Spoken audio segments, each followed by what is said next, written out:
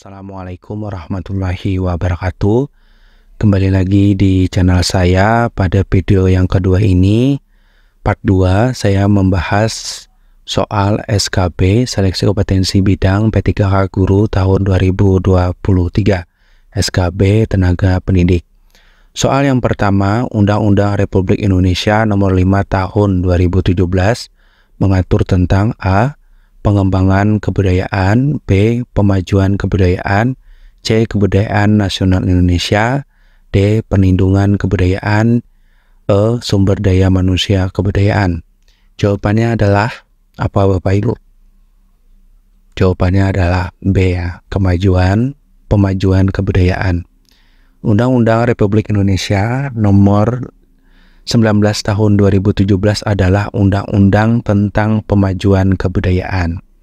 Soal yang kedua, calon peserta didik baru yang dapat diterima di kelas 7 SMP paling tinggi berusia A. 21 tahun, B. 19 tahun, C. 17 tahun, D. 15 tahun, E. 14 tahun. Jawabannya adalah 15 tahun ya. Nah, jadi persyaratan calon pendidik di sekolah kelas 7 SMP itu berstatus negeri ya. Itu berusia paling tinggi 15 tahun, memiliki ijazah atau surat keterangan hasil belajar atau SKHB dari SD atau sederajat ya. Jadi jawabannya adalah D, 15 tahun. Soal yang ketiga, perlindungan terhadap pendidik dan tenaga kependidikan meliputi perlindungan berikut kecuali A. Sosial, B. Hukum, C. Profesi, D. Kesejahteraan kerja, dan E. Hak atas kekayaan intelektual. Jawabannya adalah A ya, yaitu sosial. Nah, jadi perlindungan terhadap pendidik dan tenaga kependidikan meliputi perlindungan hukum, profesi, keselamatan, dan keselamatan kerja atas hak kekayaan intelektual. Jadi jawabannya adalah A ya. Soal yang keempat, pemerintah pusat dan daerah wajib menjamin tersedianya dana guna terselenggaranya pendidikan bagi setiap warga negara yang berusia 7 tahun sampai dengan A. 40 tahun, A. 10 tahun, B. 12 tahun, C. 15 tahun, D. 17 tahun, E. 21 tahun. Berapa Bapak Ibu? 15 tahun ya. Nah, jadi pendidikan dasar dan menengah umumnya mencakup usia 7 hingga 15 tahun yang terdiri dari 6 tahun pendidikan dasar dan 3 tahun pendidikan menengah. Soal yang kelima, Peraturan Presiden Republik Indonesia Nomor 87 Tahun 2017 mengatur tentang A. Pendidikan karakter, B. Pendidikan berbasis lingkungan, C. Pengundangan tenaga pendidikan, D. Pengembangan profesi tenaga pendidikan, dan E. Pendidikan dalam keluarga. Jawabannya adalah A ya, pendidikan karakter. Nah, jadi peraturan Presiden Nomor 87 tahun 2017 mengatur tentang pendidikan karakter.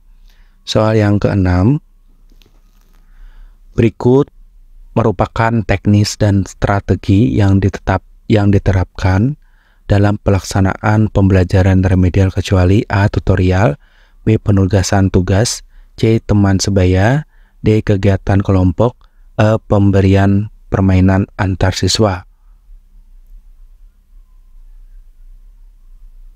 Jawabannya adalah apa Bapak Ibu? Jawabannya adalah E ya, yaitu pemberikan permainan antar siswa. Pemberikan permainan antar siswa bukan teknis khas dari pembelajaran remedial, yang bukan ya, atau kecuali ya. Soal yang ketujuh, langkah pertama yang harus dilakukan dalam pelaksanaan kegiatan remedial adalah A. Merumuskan indikator hasil belajar, B. Menyusun rencana kegiatan remedial, C. Analisis hasil diagnosis, D. Memilih strategi dan metode yang sesuai, E. Menentukan jenis prosedur dan alat penilaian? Jawabannya adalah C ya, analisis hasil diagnosis. Sebelum melaksanakan kegiatan remedial, pendidik harus mengetahui siswa mana yang memerlukan remedial pada materi apa. Hal ini dapat diketahui dengan menganalisis hasil diagnosis dari penilaian yang telah dilakukan. Soal yang ke-8, kegiatan yang diberikan kepada siswa kelompok cepat agar mereka dapat mengembangkan potensi secara optimal dengan memanfaatkan siswa waktu yang memilikinya disebut dengan A. Kelompok belajar, B. Kegiatan pengayaan, C. Kegiatan remedial, D. Kegiatan ekstrakurikuler, E. Kegiatan intrakurikuler. Jawabannya adalah B ya, kegiatan pengayaan. Nah, kegiatan pengayaan ditunjukkan untuk siswa kelompok cepat yang memerlukan materi atau kegiatan tambahan agar potensinya dapat berkembang secara optimal. Sementara remedial untuk siswa yang memerlukan bantuan tambahan pada materi tertentu. Soal yang ke-9, standar teknis pelayanan minimal pendidikan diatur melalui Peraturan Menteri Pendidikan dan Kebudayaan Republik Indonesia nomor A26 tahun 2017, B34 tahun 2017, C32 tahun 2018, atau D36 tahun 2018, atau E38 tahun 2018. Jawabannya adalah C ya, yaitu 32 tahun 2018.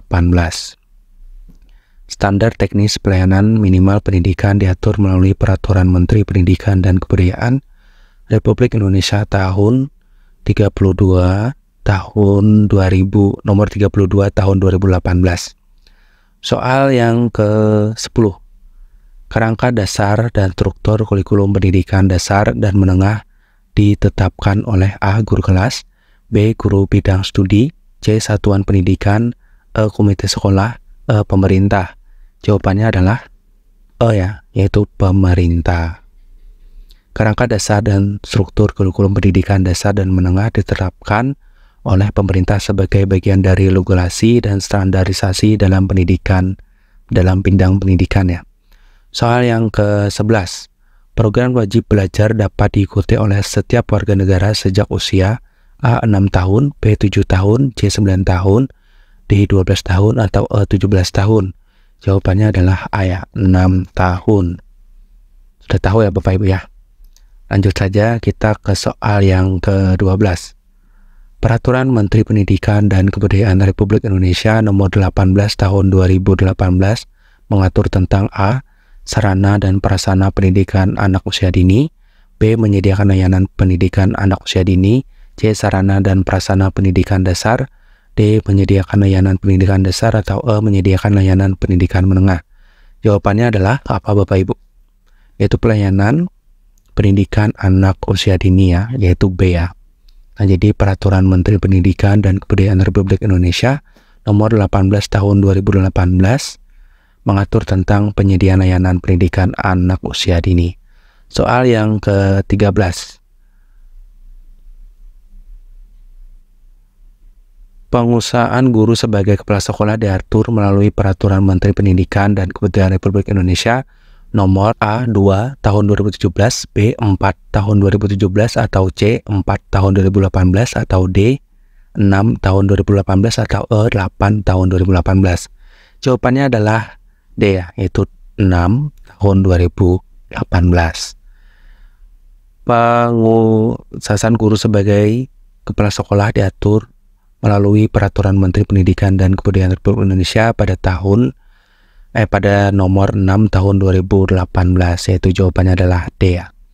Soal yang ke-14, guru dapat diberhentikan dengan hormat apabila sakit jasmani dan atau rohani sehingga tidak dapat melaksanakan tugas secara terus-menerus selama A. 12 bulan, B. 16 bulan, C. 18 bulan, D. 24 bulan, atau E. 30 bulan.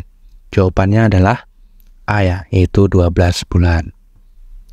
Benar ya, guru dapat diberhentikan dengan hormat apabila mengalami sakit jasmani atau rohani sehingga tidak melaksanakan tugas secara terus-menerus selama 12 bulan atau 1 tahun.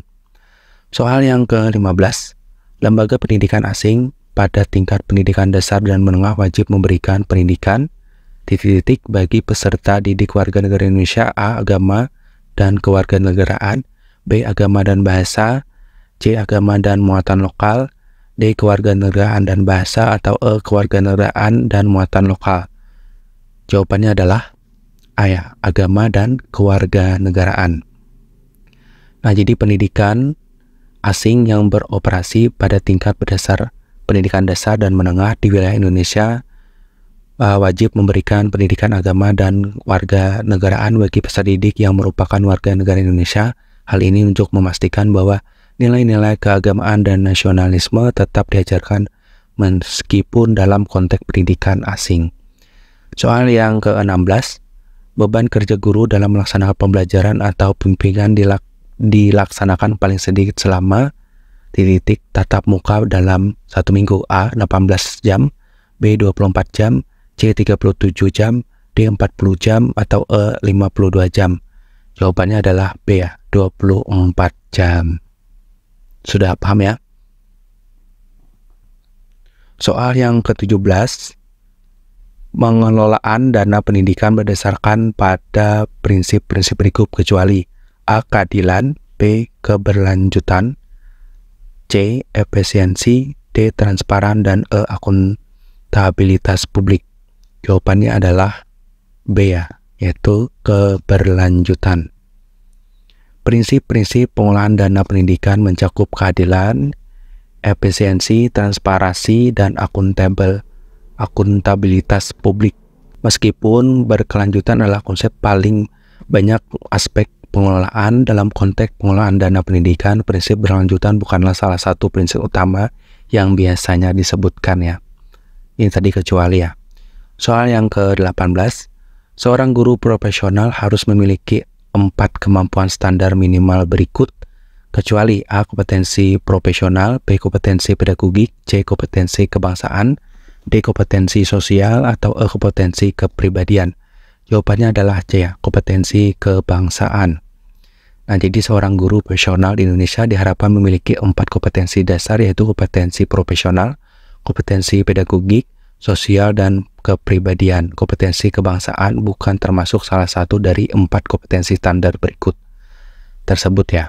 Soal yang ke-19, standar teknis pelayanan minimal pendidikan ditetapkan dan diterapkan berdasarkan prinsip-prinsip berikut kecuali: A. Ketersediaan, B. Keterjangkauan, C. Berkesinambungan, C. Kesinambungan, D. Kedisiplinan, E. Keterukuran. Jawabannya adalah D ya, kedisiplinan. Jadi standar teknis pelayanan minimal pendidikan biasanya ditetapkan berdasarkan prinsip-prinsip seperti ketersediaan, keterjangkauan, kesinambungan, dan keterukuran. Meskipun kedisiplinan adalah aspek penting dalam pendidikan, dalam konteks standar pendidikan pelayanan minimal, disiplin bukan merupakan salah satu prinsip utama. Soal yang terakhir, soal yang ke-20, penguatan pendidikan karakter pada suatu pendidikan formal diselenggarakan dengan mengoptimalkan fungsi kemitraan tripusat pendidikan yang meliputi: A. Sekolah kelas guru, B. Kelas budaya sekolah dan masyarakat, C. Kelas guru dan kebudayaan sekolah, budaya sekolah, atau D. Guru, orang tua, masyarakat, E. Sekolah, keluarga, dan masyarakat. Jawabannya adalah apa Bapak Ibu? Jawabannya adalah E ya, sekolah, keluarga, dan masyarakat. Jadi penguatan pendidikan karakter mengedepankan konsep kemitraan tripusat pendidikan, yaitu melibatkan sekolah, keluarga, dan masyarakat.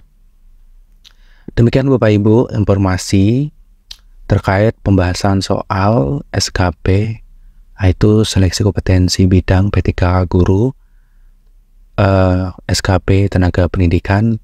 Dan bagi Bapak Ibu yang menginginkan aplikasi atau kuis yang saya lagi bahas ini, silahkan Bapak Ibu kontak saja di akun Telegram atau WhatsApp di deskripsi yang saya terakan. Silahkan hubungi, nanti saya kasih. Semoga pembahasan video-video saya bermanfaat bagi Bapak Ibu dan sukses untuk seleksinya nanti ya, dan mendapatkan nilai yang memuaskan. Dan saya akhiri video saya. Terima kasih dan saya akhiri. Assalamualaikum warahmatullahi wabarakatuh.